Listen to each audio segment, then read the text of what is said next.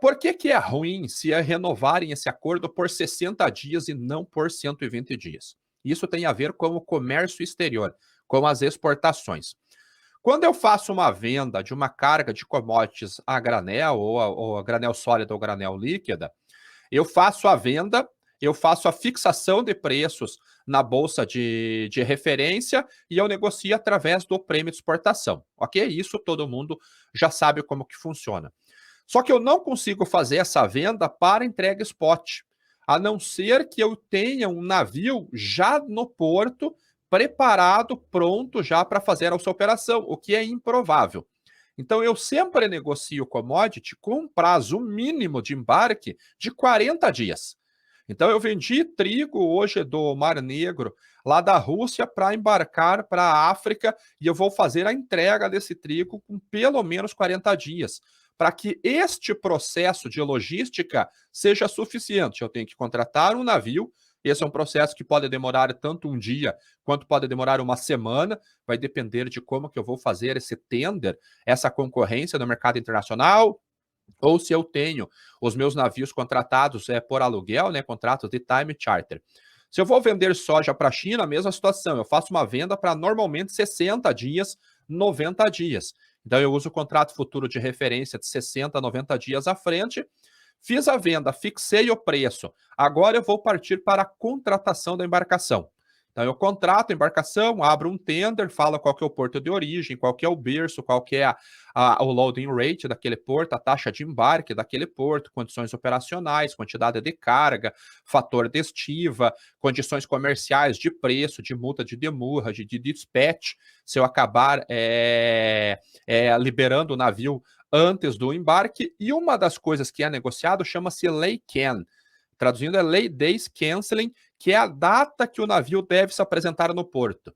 Isso costuma ser uma janela de aproximadamente entre uma semana e 10 dias.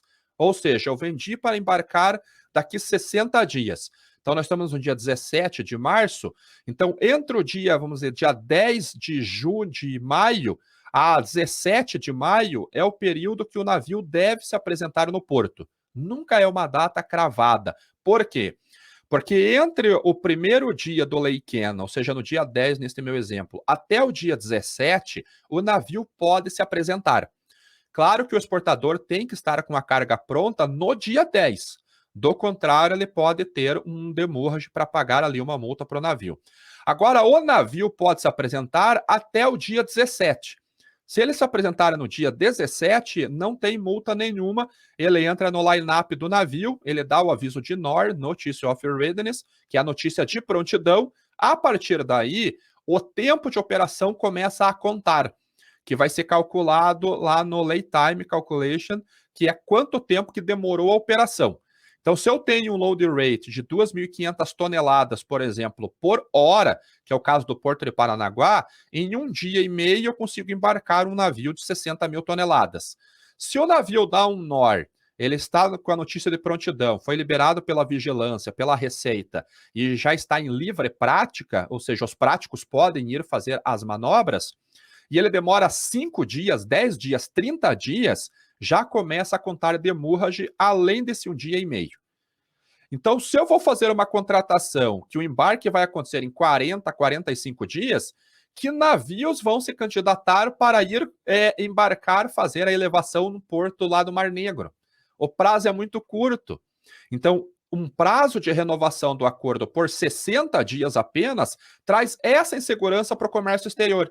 Então, empresas de navegação não irão se candidatar a fazer o transporte na região, porque se o embarque é 40 dias, ele entra num line-up, demora 20 dias, por exemplo, para ele conseguir fazer a operação, ele já está fora do acordo.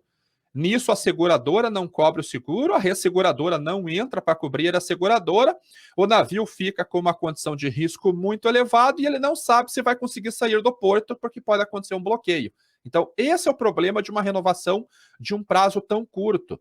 Tanto que, com o prazo de 120 dias, há navios que estão presos lá há 4 meses, já embarcados, que não conseguem sair, porque a velocidade de inspeção ela é muito lenta.